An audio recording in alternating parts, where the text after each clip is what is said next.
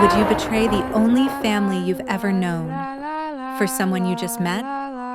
That's the question J-Ho-Oh faced when 10 guns pointed at his chest. The Port of Los Angeles. Night. The container yard stretches like a giant steel maze under flickering lights. Cargo ship smoke drifts through the air. J-Ho, 32, Korean, eyes filled with pain, clutches his bleeding shoulder. Blood soaks through his white shirt. Beside him stands Amara Jones, 27, a black woman with fierce determination despite her exhaustion. Surrounding them, 10 men, brothers from childhood. Men who once shared their last piece of bread with J-Ho. Tommy, the rat, leads them, gun trembling in his hand. Jay, Victor said you were a traitor. I didn't want to do this. J-Ho laughs bitterly. Blood stains his chin. Whether you want to or not doesn't matter. What matters is you're taking orders from Dimitri now, like a dog. Tommy lowers his head. Amara's voice shakes. We lost J-Ho. He turns to her. 10 gun barrels surround them, but he sees only her face. No, Amara, I swear. No one touches you again. The sound of loading guns echoes like death itself. Tommy shouts, Fires! But then, every port light dies. Complete darkness. Helicopter spotlights flood the scene. The loudspeaker booms.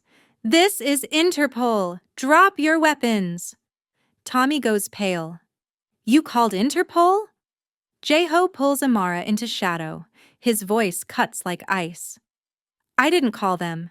They came when they found out the boss wanted me dead. He grabs her hand. Run. How did the most loyal son become the biggest threat? And what makes one woman worth burning down an empire? Red neon flickers against the Los Angeles skyline. Club Rasputin. Russian letters curve like a serpent. Inside, bass pounds through velvet-lined walls. The air reeks of expensive cologne mixed with desperation. Amara Jones counts cash at the back office desk, but cash isn't her real responsibility. Beside her sits the black book, a leather-bound ledger containing secrets worth killing for. Which senator prefers what? Which judge owes how much? Which businessman's sins could destroy him? She's kept this book for 8 months, long enough to understand that knowledge is both currency and curse. The door opens. J-Ho, head of security. 32 years old. Korean features sharp as broken glass. He wears black like armor. Everyone fears him. They call him Victor's shadow. Dimitri wants you. His voice is careful, controlled. Amara's hands freeze. I'm busy with accounts. It wasn't a request. She knows what that means. Dmitry Volkov, the boss's son, 28 and rotting from cocaine and cruelty. For weeks, he's been circling her like prey. Last week, a diamond bracelet with a note that made her stomach turn. Yesterday, he cornered her in the supply closet, breathing threats in her ear. I just keep the books, she says quietly. J-Ho's expression shifts slightly. That book makes you valuable. That makes you visible. He pauses. Be careful tonight. He's gone before she can respond. 2 hours later, Dimitri's hand closes around her throat. He dragged her into the VIP room during her break. The space smells of leather and chemicals. Music from downstairs is just a distant thud. You think you're too good for me? His pupils are pinpricks, sweat beads on his forehead. You're nothing. You work in my father's club. You belong to us. His grip tightens. Amara claws at his wrist. The room spins. She can't breathe. The door explodes open. J-Ho stands there. Not security anymore. Not staff. Something primal. Dangerous. Let her go. This is an order. Dimitri screams, This girl is mine! J-Ho moves, precise and brutal. He grabs Dimitri's arm and twists. The crack echoes. Dimitri crumples, howling. Then the room temperature drops. Victor Volkov enters. 60 years old, Silver hair immaculate. A three-piece suit that costs more than most people earn in months. He built his empire on bodies, but wears respectability like expensive cologne. Dimitri. Victor's smile is gentle. He slaps his son, lightly, almost lovingly, too lightly. Apologize to Jay-ho. Dimitri clutches his arm, tears streaming. Father, apologize. I'm sorry. Victor's eyes shift to Jay-ho. The message is wordless but clear. You are no longer a good tool. Protection always costs something. Sometimes it costs everything. The warehouse behind Club Rasputin smells of motor oil and rain-soaked concrete, old cigarette smoke and rust. One bare bulb swings overhead from a frayed cord, casting shadows that dance across walls covered in graffiti and water stains, pallets stacked in corners, old liquor boxes, things people want to forget about. This is where the club's secrets come to rest, where problems get solved, where blood gets cleaned up before morning. Amara sits on a wooden crate that probably used to hold whiskey, her whole body shaking. Silent tears stream down her face, dripping off her chin. She can't stop them. Doesn't try. Her throat throbs where Dimitri grabbed her. Each swallow feels like broken glass. She's crying not just from fear, though God knows there's enough of that. She's crying from the realization that she's trapped. Trapped in a job that might kill her. Trapped in a city where she can't afford to leave. Trapped by her grandmother's medical bills and the rent that comes due whether or not she's alive to pay it. The warehouse door opens. Closes. Footsteps approach. Measured. Careful. Jay-ho stands a few feet away, holding a clean white handkerchief, not the cheap kind, real cloth, pressed and folded, the kind his mother taught him to carry before she died. For your lip. Amara touches her mouth with trembling fingers. They come away red. Blood. Dimitri split her lip when he hit her earlier. She didn't even notice until now. The adrenaline must have masked the pain. Jay-ho kneels in front of her, bringing himself to her eye level instead of towering over her. Small gesture, important one. He takes the handkerchief and gently wipes the blood from her lips, careful not to hurt her further. His hands are steady, practiced. These are hands that have hurt people, but right now they're touching her like she's something precious, something that might shatter. Why did you intervene? Her voice comes out hoarse, damaged. Each word hurts. Dimitri's the boss's son. Victor will punish you for this. You know he will. I know. Then why? She looks up at him, searching his face for answers. Why risk everything for someone like me? Someone like you? Jay-ho's expression shifts, something almost like pain crossing his features. You mean someone who works 3 jobs to keep her grandmother alive? Someone who takes night classes at community college even though she's exhausted? Someone who's kind to the coat check girl and never looks at the dancers like they're less than human? He shakes his head slowly. Amara, you're the best person in that entire building, including me. That's not saying much. No, he agrees quietly. It's not. He sits beside her on the crate, their shoulders almost touching. For a moment, they're just 2 people in a warehouse, sharing space and silence and the weight of bad choices. Why did you really do it? She asks again, softer this time. Long silence. The bare bulb swings, shadows shifting across his face. When he finally speaks, his voice sounds different. Younger. Like a door opening to a room he's kept locked for decades. Because it was wrong. Because I've spent 22 years doing exactly what Victor told me to do. Hurting people who needed hurting, protecting people who deserved prison, becoming exactly what he needed me to be. I've broken bones and worse. I've done things I can't take back. Things that wake me up at 3 a.m, sweating. He pauses, hands clenching and unclenching. But somewhere along the way, I forgot that I had a choice. Victor found me when I was 10 years old. stealing rice from market stalls in Seoul. My mother was dead. My father abandoned us when I was 6. I was living in alleys, eating from garbage cans, getting beaten by older kids who took whatever I managed to find. Amara listens, barely breathing. Victor gave me food, clothes, a warm bed. He told me I was special. Told me he saw potential in me. Made me feel like I mattered for the first time in my life. I would have done anything for him. I did do anything for him. For 22 years, I believed he saved me, that I owed him everything. And now? Now I look at you, and I see someone who's kind even though the world isn't kind to her. Someone who's strong even though she has every reason to give up. Someone who looks at someone like me, and still sees a human being instead of just a weapon. His voice drops to barely a whisper.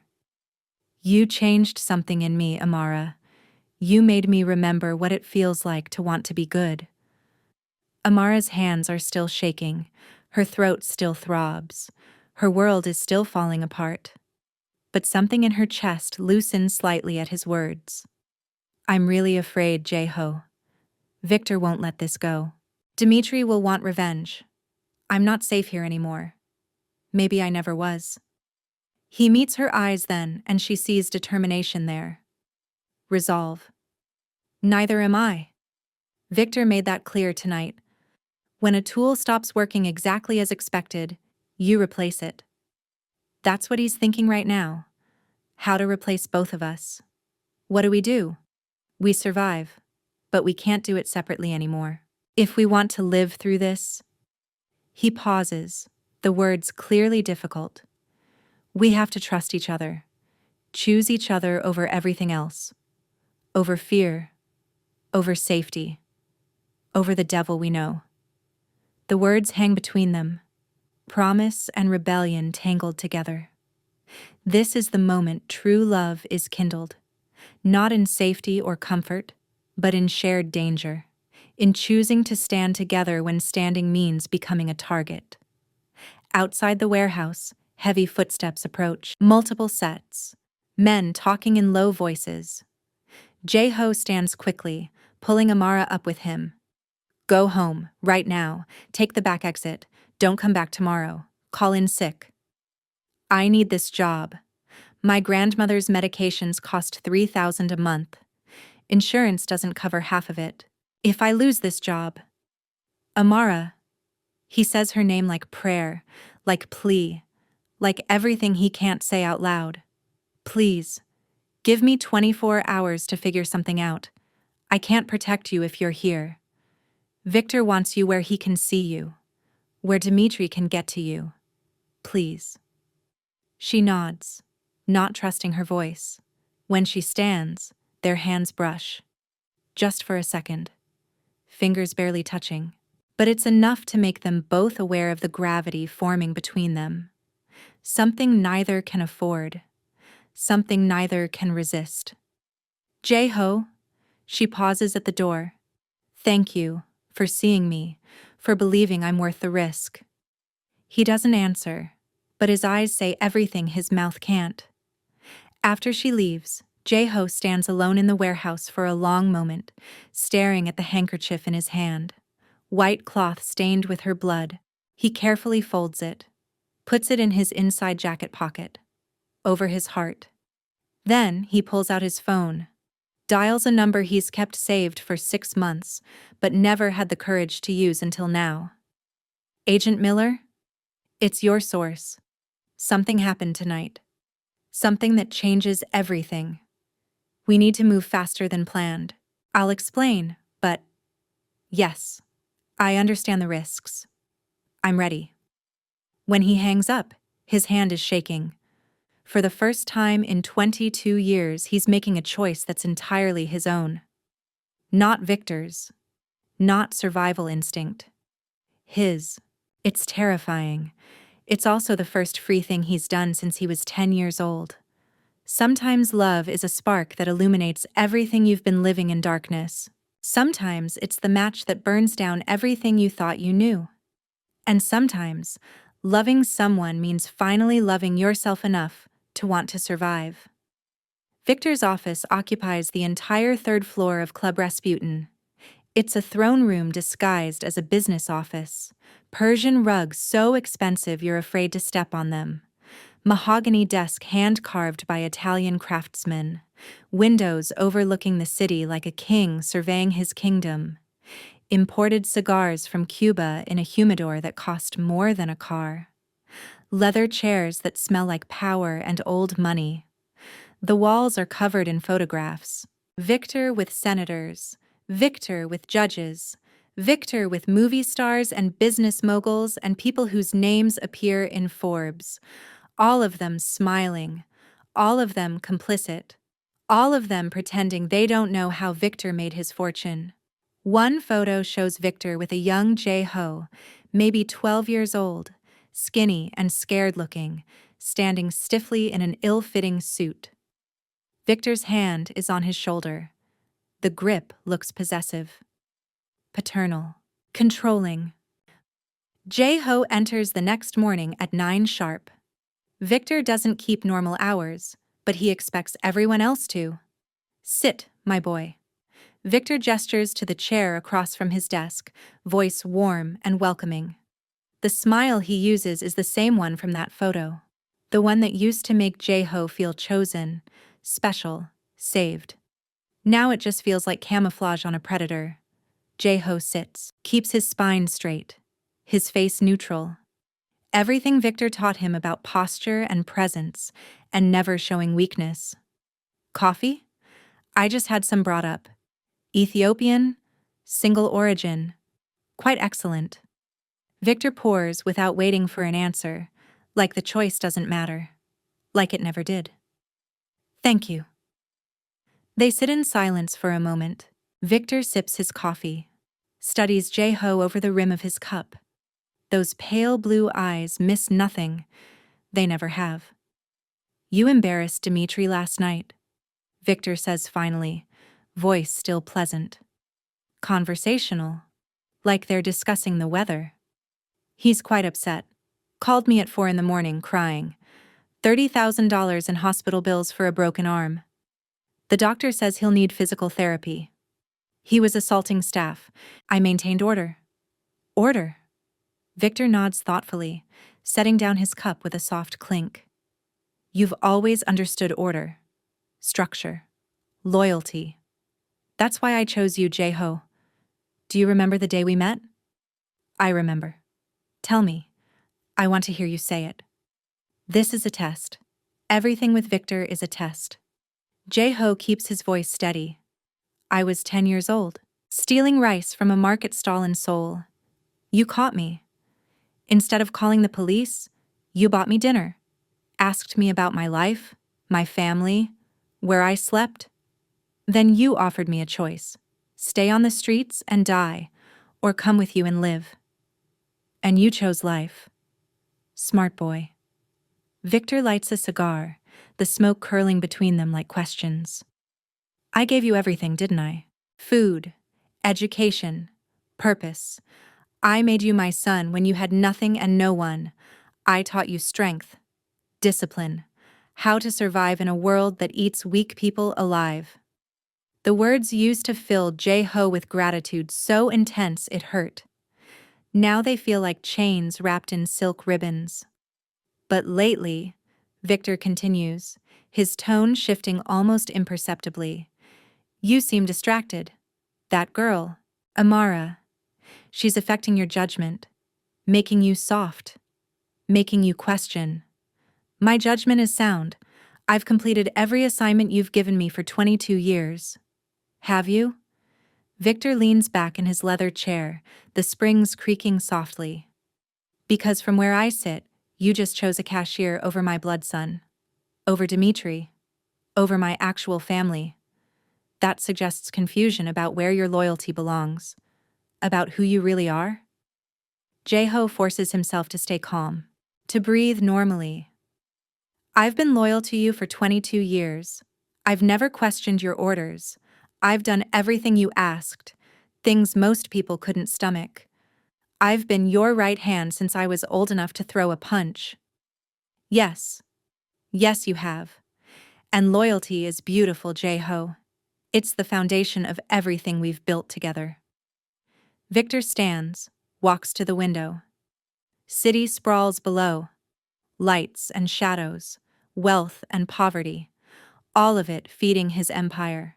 But loyalty must be absolute.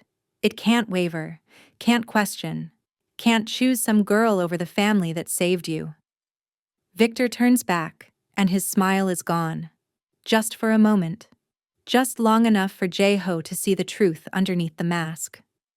Tomorrow night, Victor says, voice returning to pleasant neutrality. You and Amara will go to the port, container yard, 11 o'clock. We have important cargo arriving from overseas. Sensitive material. I need someone I trust to oversee the delivery. Someone who won't ask questions. Every instinct J-Ho has developed over 22 years screams warning. This is wrong. This is a setup. Victor doesn't send the girl who keeps the books on pickups. Victor doesn't put unnecessary people in the field. Amara isn't involved in operations. She has no experience with deliveries. She does now. You made her interesting when you defended her. You made people notice her. And when people become interesting, J-Ho, they either become useful or they become problems. Victor's smile returns, colder than before. Bring her. 11 o'clock. Don't be late. And J-Ho, this is your chance to prove where your loyalty truly lies. The dismissal is clear. J-Ho stands, nods, leaves without another word. In the hallway outside Victor's office, he leans against the wall for just a moment. His heart pounds. His hands shake. For 22 years he believed Victor was his father, his savior, the man who gave him purpose when he had nothing.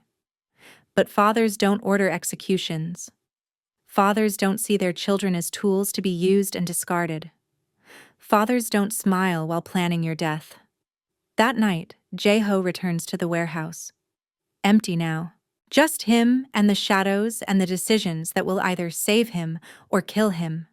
He pulls out the device Miller gave him 6 months ago when they first made contact. A listening bug, tiny and sophisticated. Japanese technology that can pick up whispers through walls. He turns it over in his fingers, this small piece of metal and circuitry that represents betrayal and survival tangled together. At midnight, he climbs the fire escape behind Club Rasputin. The metal is cold under his hands. Wind whips around the building, carrying the smell of the city.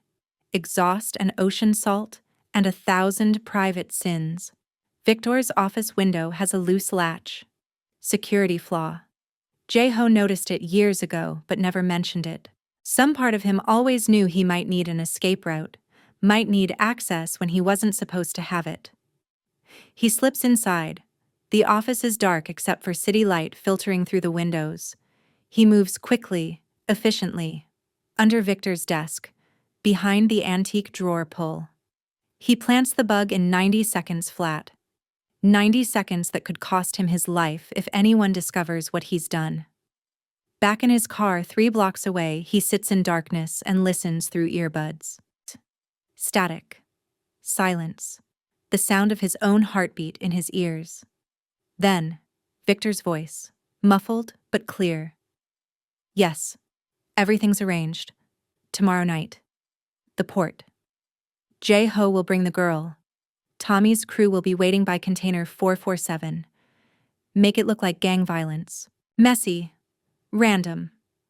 Bodies get dumped in the ocean, weighted down. Fish food by sunrise. Dimitri's voice, slurred with cocaine and painkillers. Can I have fun with her first, the black girl? She needs to learn respect. Do whatever you want with her, as long as she ends up dead. Same with J-Ho. He knows too much about the shipment routes. He's seen too many faces. He's starting to ask questions, starting to develop a conscience. Victor's laugh is cold, empty. After 22 years, my perfect weapon is going soft. Time for retirement. What about the bodies? Pacific Ocean is deep, Dimitri. Very deep. No one will ever find them. As far as the world knows, Jae-ho and the girl ran away together. Touching story. Star-crossed lovers. Too bad they'll never make it to their happy ending. The conversation ends. Jae-ho sits frozen in his car, earbuds still in, listening to static that sounds like the end of everything. For 22 years, he believed he had a father, a family, a place in the world that mattered. He believed that loyalty would be rewarded, that service would be recognized, that love, even the twisted, conditional love Victor offered, was better than nothing. All of it was a lie. Victor never saw him as a son, never saw him as human, just as a weapon, a tool, property that served its purpose and now needed to be disposed of before it became a liability. Jae-ho thinks of Amara, the way she looked at him in the warehouse, not with fear, even though she should be afraid of him, not with disgust, even though she knows what he is, with recognition, like she saw past the weapon to the boy underneath, the boy who never got a choice, the boy who deserved better than what he got. He pulls out his phone, calls Miller's private number. Agent Miller, it's Jae-ho, tomorrow night, 11 o'clock. Port of Los Angeles, container yard near Pier 37. Victor's ordering my execution. He's sending Tommy and Dimitri's crew to kill me and Amara. I'll deliver everything. The shipment manifest, the buyer's information, financial records, the entire operation. 22 years of evidence. But you need to be ready. You need to be in position before 11:15. If we're dead, the evidence dies with us. Miller's voice is steady, professional. We'll be there. Full tactical team. Interpol, FBI, DEA coordination. But Jae-ho, once we move on this, there's no going back. You understand that? You'll be burning every bridge. Victor will know you betrayed him. His entire organization will want you dead. The bridges are already burning, Jae-ho says quietly. I'm just choosing which side of the fire to stand on. For the first time in my life, I'm choosing. Jae-ho picks up Amara at exactly 10:30 the next night. Her apartment building is in a neighborhood where bars cover windows and sirens are the soundtrack of sleep. Third-floor walk-up, peeling paint, the smell of someone cooking curry in one unit, weed smoke drifting from another. She's waiting outside when he pulls up, wearing jeans and a dark jacket like he told her to. Her face shows the exhaustion of someone who hasn't slept. Dark circles under her eyes, lips pressed tight with worry. She gets in the car without speaking, closes the door. The click sounds final. They drive in silence for the first 10 minutes. The city passes in streaks of neon and shadow. Street lamps throwing yellow pools of light, red traffic lights that feel like warnings from the universe. The few people still out at this hour move like ghosts, not making eye contact, minding their own business. Why does Victor want me at the port? Amara asks finally. Her voice is quiet but steady. She's scared.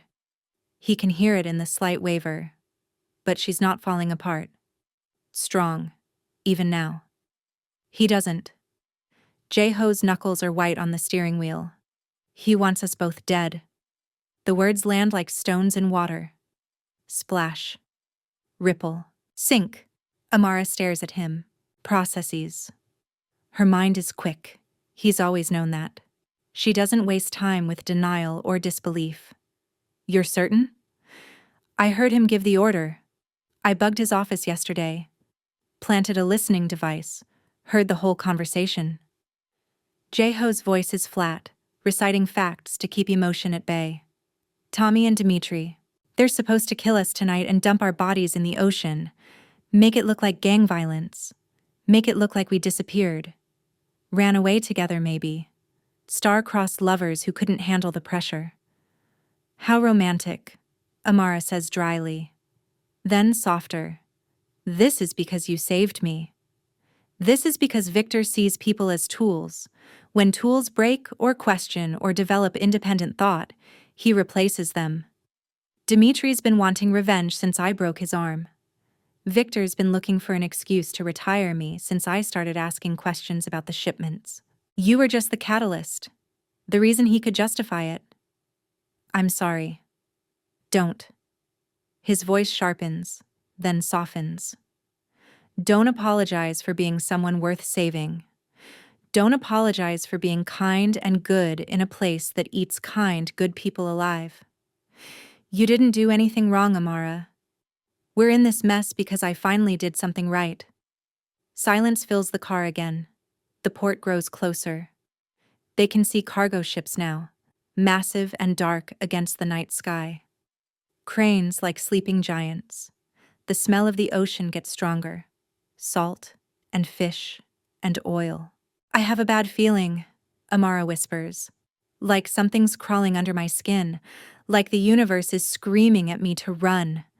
He reaches over without taking his eyes off the road, finds her hand in the darkness, laces their fingers together. Her skin is warm, alive, worth fighting for. I won't let them kill us. Agent Miller will be there. 6 months ago, I contacted Interpol. I've been feeding them information. Shipments, money routes, names, account numbers, everything I could access without raising suspicion. Tonight, they're ready to move. They're bringing a full tactical team. Interpol, FBI, DEA. Everyone who's been building cases against Victor for years. We just need to survive until they arrive. Amara stares at him like she's seeing him for the first time. You've been working against Victor for 6 months? While living in his organization? While being his right hand? She searches for words. That's incredibly brave. Or incredibly stupid. Maybe both. Probably both. A ghost of a smile crosses his face, then fades. I was tired of being what he made me. Tired of hurting people who didn't deserve it. Tired of protecting people who did. Tired of believing violence was all I was good for. Tired of... He pauses, the next words harder.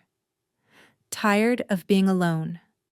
Of believing I didn't deserve anything better than Victor's conditional love and impossible standards. What changed? You did. The way you see people. The way you saw me. Like I was human. Like I mattered beyond my usefulness. Like I deserved kindness even though I've done terrible things. The confession hangs between them in the darkness, vulnerable and true, and more intimate than any touch could be. They pull into the port. Container yard stretches forever, steel boxes stacked like a massive maze under flickering amber lights. The ocean whispers against concrete somewhere beyond the containers, constant and rhythmic. Above, seagulls circle despite the late hour, their cries lonely and harsh. Miller said to wait by container 447. Jeho says, checking his phone one more time. The screen light throws shadows across his face. His team will be in position by 11:15. We just need to stall. Keep Tommy talking. Buy time. What time is it now? 10:57. 18 minutes. Amara's pulse hammers in her throat, in her wrists, behind her eyes. 18 minutes between life and death. Between freedom and ocean-bottom grave. They exit the car, walk between containers. Their footsteps echo. Too loud, too obvious. The maze swallows them. Containers rise on both sides, creating narrow corridors of shadow and rusted steel.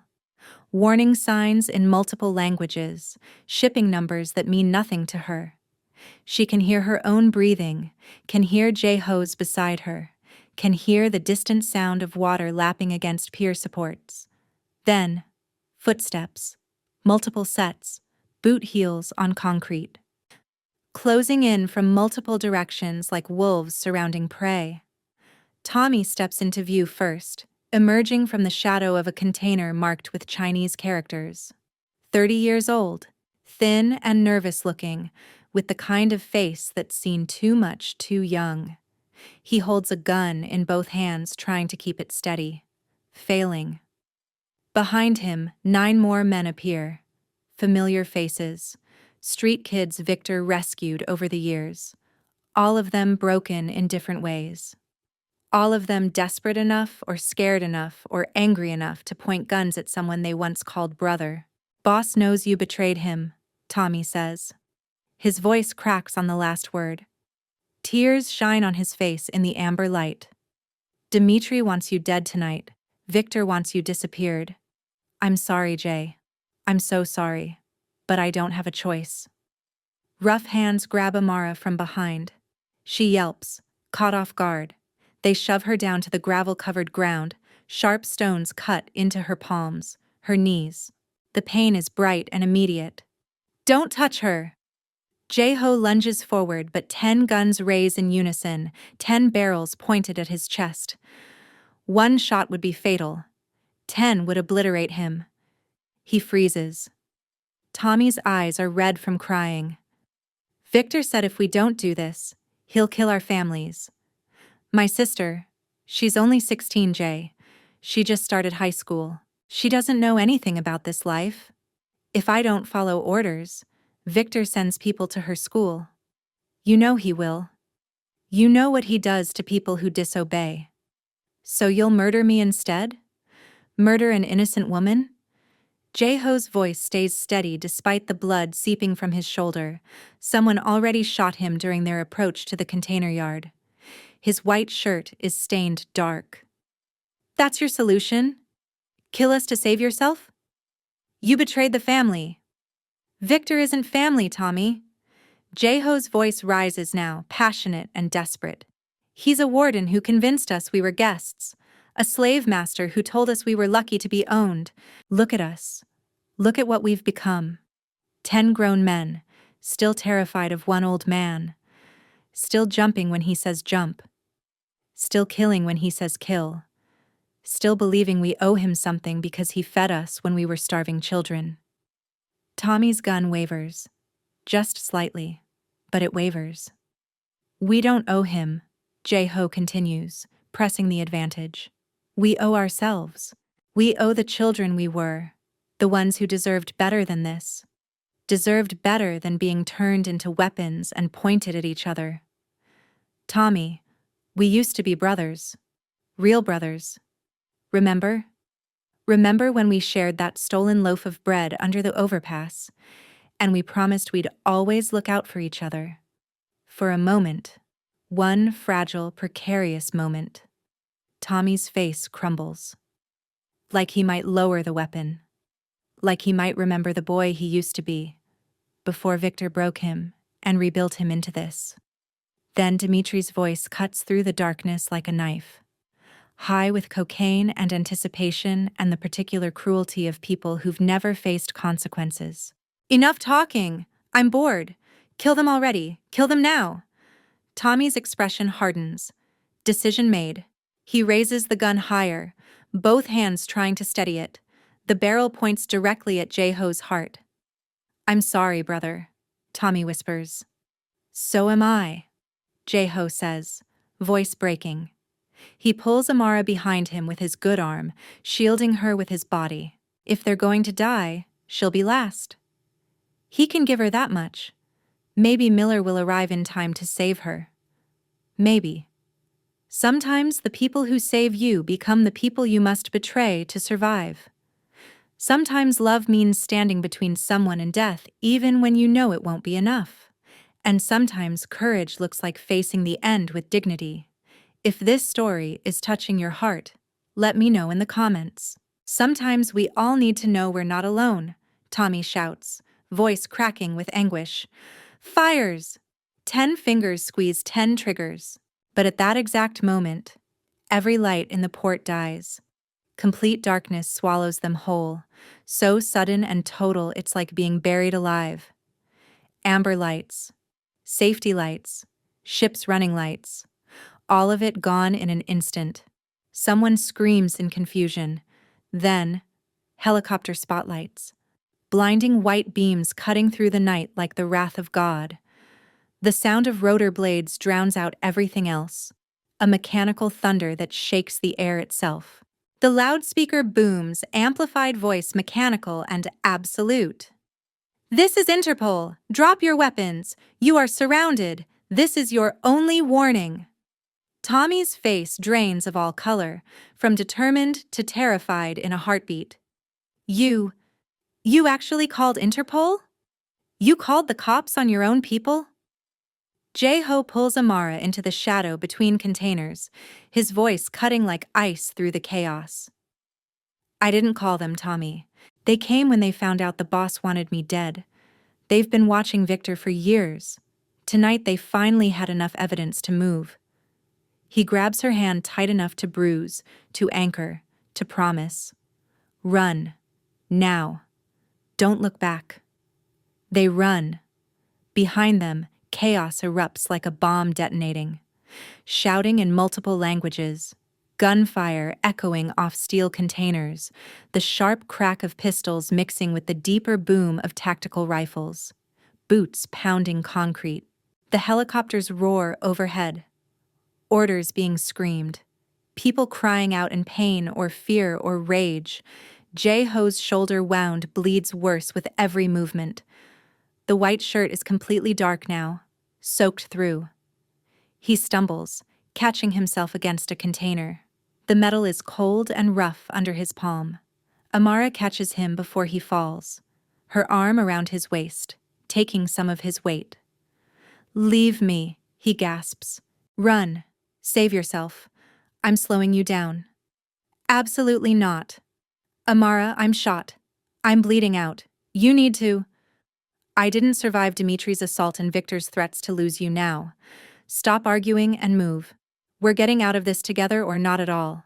She's stronger than she looks. Strength born from 3 jobs and raising herself when her parents died and carrying her grandmother through cancer treatments. She pulls him deeper into the container maze.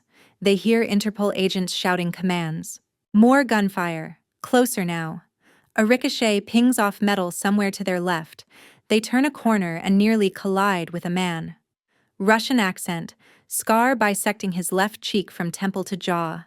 One of Victor's longtime enforcers, the kind of man who breaks bones for fun and kills without hesitation. He raises his gun, black metal catching the distant spotlight. Points it directly at Jae-ho's head. "The boss says goodbye," the man says, finger tightening on the trigger. Amara doesn't think. Doesn't plan. Just reacts. She sees the broken pallet nearby, sees the brick that fell from it, half buried in gravel. Her hand moves without conscious thought. Grabs it. Swings with every ounce of strength and fear and desperate love she has. The brick connects with the man's temple with a sound like a watermelon hitting pavement. Solid. Final. He drops like a puppet with cut strings, gun clattering away across concrete. They both stare at the crumpled body, at what she just did. Jae-ho looks at her, something like awe on his face despite the pain and blood loss. "Good hit. First time?" "First time with someone I love." The words slip out, raw and true, and terrible timing. But also perfect timing. Because if they're going to die here, in this maze of steel and shadow, she wants him to know. Wants there to be no doubt. Jae-ho pulls her close with his good arm, kisses her forehead, her temple, her lips, quick and desperate and tasting of blood and salt and everything they might never have. "If we survive this, I'm taking you somewhere beautiful. Somewhere the ocean is warm and blue and clean. Somewhere no one knows what we've done or who we used to be. Just 2 people starting over. Hawaii? Hawaii. Or Mexico. Or Alaska. Anywhere you want.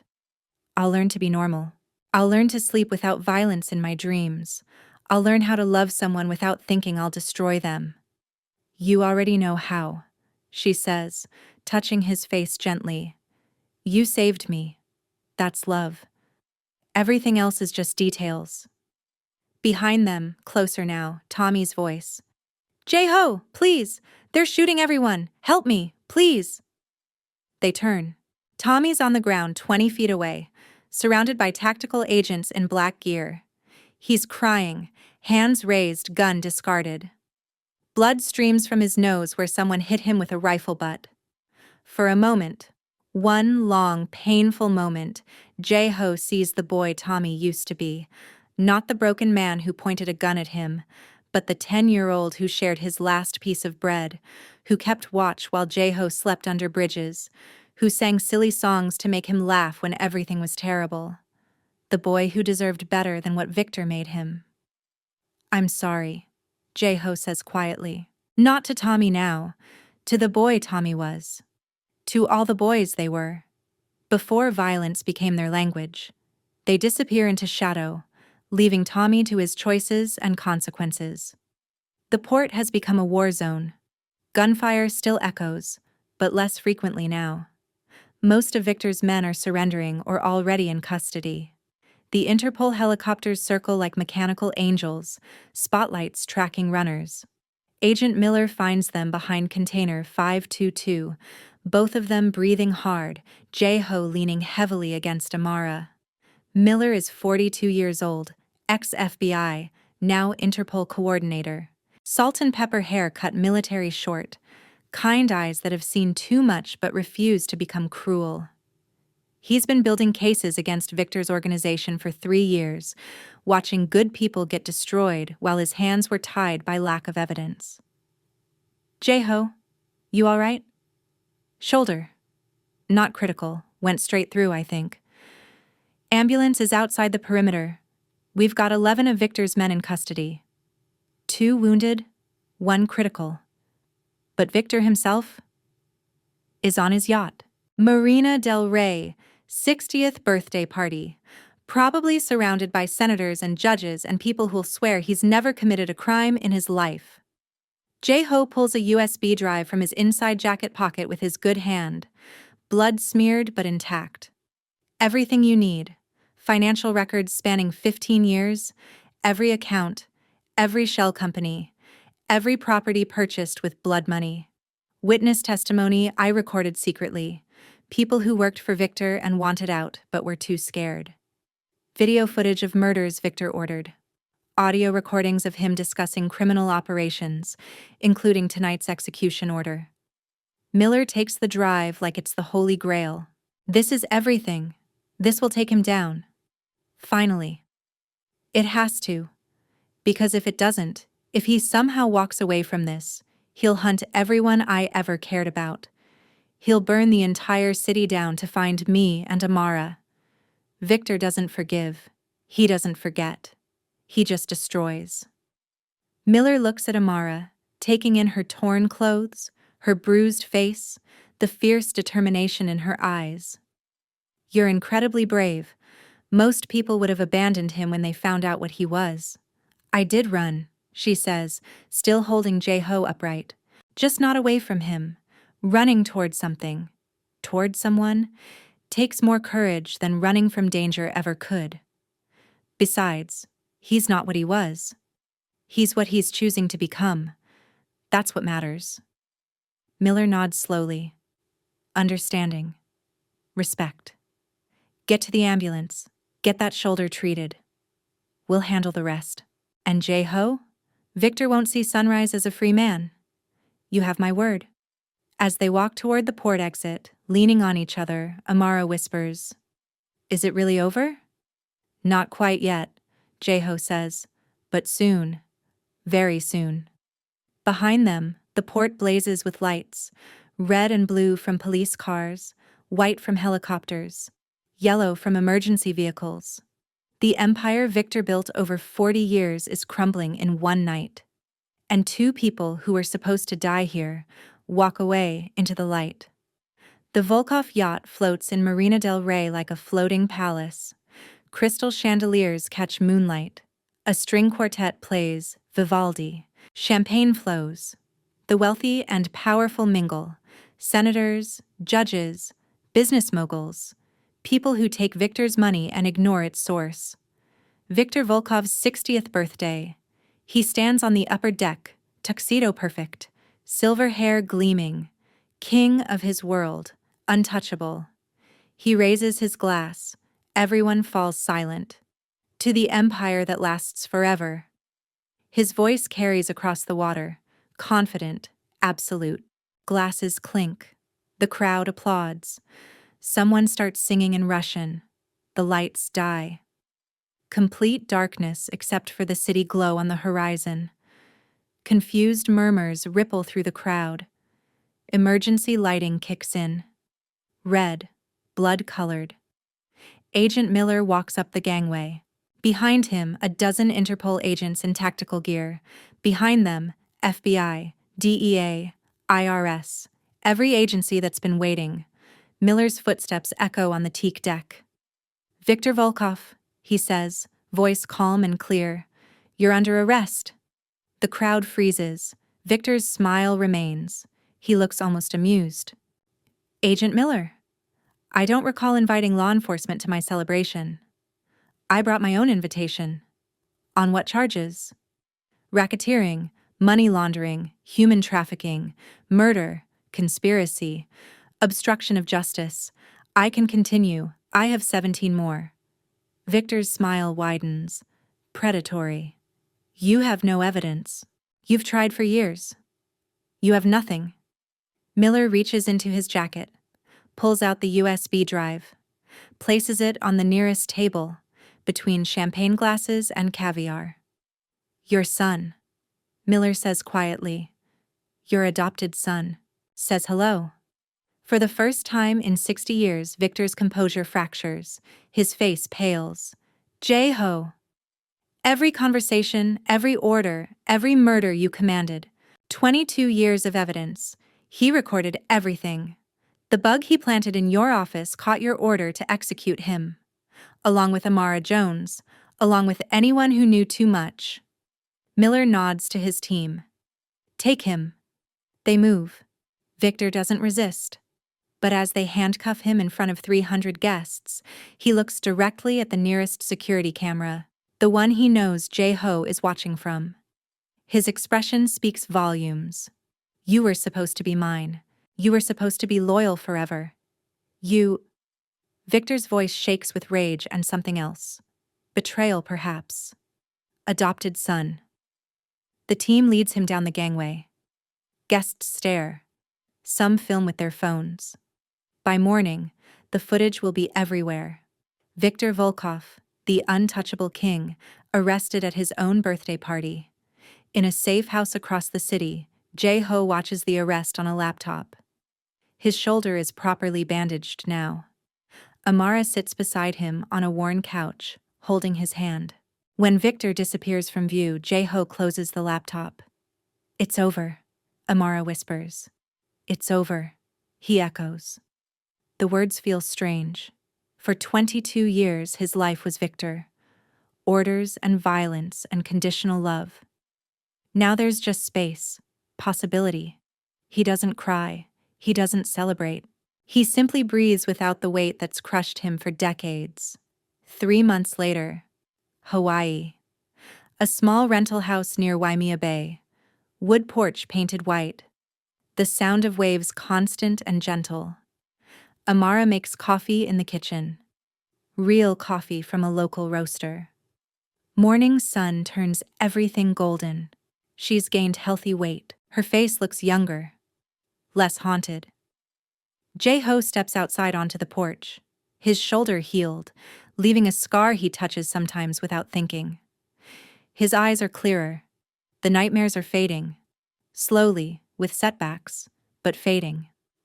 "Coffee's ready," Amara calls. He joins her. They sit in wicker chairs that creak comfortably. The ocean stretches forever. Blue and clean and endless. "I called my grandmother yesterday," Amara says, sipping her coffee. "Told her I'm okay, that I met someone, that I'm happy." "What did she say?" "She said anyone who makes me sound that happy is welcome at Sunday dinner. She wants to meet you." Amara smiles. "She'll ask inappropriate questions about marriage and grandchildren." J-Ho is quiet. "I don't know how to meet grandmothers." "You show up. Be polite. Eat her food. Let her interrogate you." She'll either love you or terrify you. Probably both. Does she know what I was? She knows you protected me. She knows you risked everything to save us. She knows you're building a different life. Amara reaches over, takes his hand. That's enough for her. Is it enough for you? He looks at their joined hands, her skin dark against his, both scarred differently. For 22 years I hurt people. Some of them probably didn't deserve it. You were a child when Victor found you. He manipulated you, made you believe violence was love. I still pulled triggers. And now you've stopped. You chose differently. You helped dismantle an entire criminal organization. She squeezes his hand. You get to be more than your worst moments. They sit in comfortable silence. Miller called. J-Ho says. Victor got 40 years. Federal supermax. He'll die in prison. Dimitri got 15. Tommy took a deal. Witness protection. How do you feel about Tommy? He pointed a gun at you. Part of me wants to hate him. Part of me understands he was trapped too. Mostly I just feel sad. For all of us. For the children we were. You don't have to forgive everyone. Just yourself. J-Ho looks at her. This woman who survived violence, who ran through a war zone, who chose to love him despite everything. How are you this strong? I'm not. I'm terrified every day. But being afraid with you feels safer than being safe alone. He pulls her close. She rests her head on his shoulder. They watch the sunrise together. Two people learning what freedom means. 6 months after Hawaii. The rental became permanent. They signed a lease, bought furniture, planted herbs in the garden. Amara waters the tomato plants while J-Ho reads on the porch. He's working through crime and punishment, finding it both comforting and devastating. A car pulls up. Older sedan, well-maintained. Amara's grandmother steps out. Dorothy Jones is 73 years old, silver hair in neat braids, eyes that see through lies. She wears a floral dress and carries a casserole dish. You must be J-Ho, she says, walking straight to the porch. I'm Dorothy, Amara's grandmother. Ground rules. You hurt her, I hurt you. We clear? Yes, ma'am. Good. Now help me with this dish. It's heavy and my back complains. Inside, they eat. Dorothy tells stories about Amara's childhood, about surviving as a Black woman in America, about losing her husband and raising her granddaughter alone. J-Ho listens. He's learning how families work when they're not built on fear. After dinner, Dorothy pulls him aside while Amara cleans dishes. Amara told me what you survived. What you both survived. Yes, ma'am. Takes courage. Leaving everything you know. Choosing love over survival. Choosing to become better than what you were raised to be. She pats his hand. Her skin soft, wrinkled, warm. You're family now. That means Sunday dinners, Thanksgiving, Christmas, birthday calls, all of it. You understand? J-Ho's throat tightens. For 22 years, family meant Victor's empire. Orders and violence and conditional love. This is different. I understand, he manages. Good. Now help me wash these dishes. Amara says you follow directions well. Time to follow some that actually matter. He laughs. The sound surprises him, genuine and light. That night, after Dorothy leaves, J-Ho and Amara walk on the beach. Stars above, waves at their feet. Your grandmother terrifies me, he says. She should. She's survived everything and came out stronger. She called me family. You are family. He stops walking, turns to her. Amara, I've killed people. I've done terrible things I can't undo. I don't deserve... Stop. She cups his face in both hands. You deserve peace. You deserve love. You deserve a grandmother who interrogates you about your intentions. You spent 22 years being used. You get to spend the rest of your life being human. What if I don't know how? Then we learn together. That's what love is. Not perfection. Just showing up. He kisses her. Gentle. Real. No fear. No violence. Just two people choosing each other under stars. When they pull apart, Amara says, "Miller called. The last of Victor's organization is dismantled. 63 arrests total. It's done." "It's done," Jae-ho repeats. They walk back toward the house with plants and photos and a grandmother's phone number on the refrigerator. Inside, Jae-ho makes tea. Green tea prepared the way his mother taught him before she died. The memory stings less now. Amara puts on music. Jazz. Soft and healing. Billie Holiday singing about love. "I was thinking," she says, swaying to the music. "Maybe we could foster teenagers. The ones nobody wants. The ones who think they're broken." Jae-ho looks at her. Understanding floods through him. "You want to save them. I want to give them what you never had. A choice. A home. Someone who sees them as human, not problems." "That's the most inspirational thing I've ever heard." She smiles. "Is that a yes?" "That's 1,000 yeses." They dance. Slow. Clumsy. Perfect. Two people who survived the mafia and betrayal and violence. Two people building a romance that started in darkness and bloomed into light. Outside, the ocean continues its endless rhythm. Waves on sand. Life after death. Light after darkness. Jae-ho thinks about the boy he was. 10 years old, stealing food and soul, believing Victor saved him. That boy didn't know salvation would come decades later, in the form of a woman who saw him as human. Amara thinks about the girl she was, working 3 jobs, surviving, never believing she deserved more. That girl didn't know courage would look like running through a war zone, loving someone others feared, becoming the reason someone chooses life. They're not perfect. Jae-ho still wakes some nights gasping. Amara still flinches at raised voices. But they're healing together. And that's the most motivational truth. You don't have to heal alone. You just have to find someone who makes you believe healing is possible. The music plays. They dance. The tea steeps in ceramic cups Dorothy brought. Outside, Hawaii sleeps under stars. This is what freedom looks like. Not dramatic. Not loud. Just 2 people in a house with plants and music and a future they're building one choice at a time. This is what love looks like. Not perfect. Not easy. But worth every risk. Worth choosing every single day. This is their ending. And their beginning.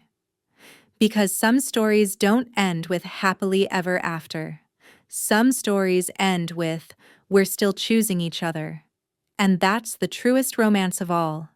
If this story touched your heart tonight, please like and subscribe. Tomorrow night, another story. Another chance to believe in courage, in love that heals, in second chances that feel impossible until they're not. Thank you for spending this hour with me. May you find the strength to choose yourself. May you find someone who sees you as human, not as what you can do for them. May you remember that being broken doesn't mean being beyond repair. Good night, and may your dreams be gentle.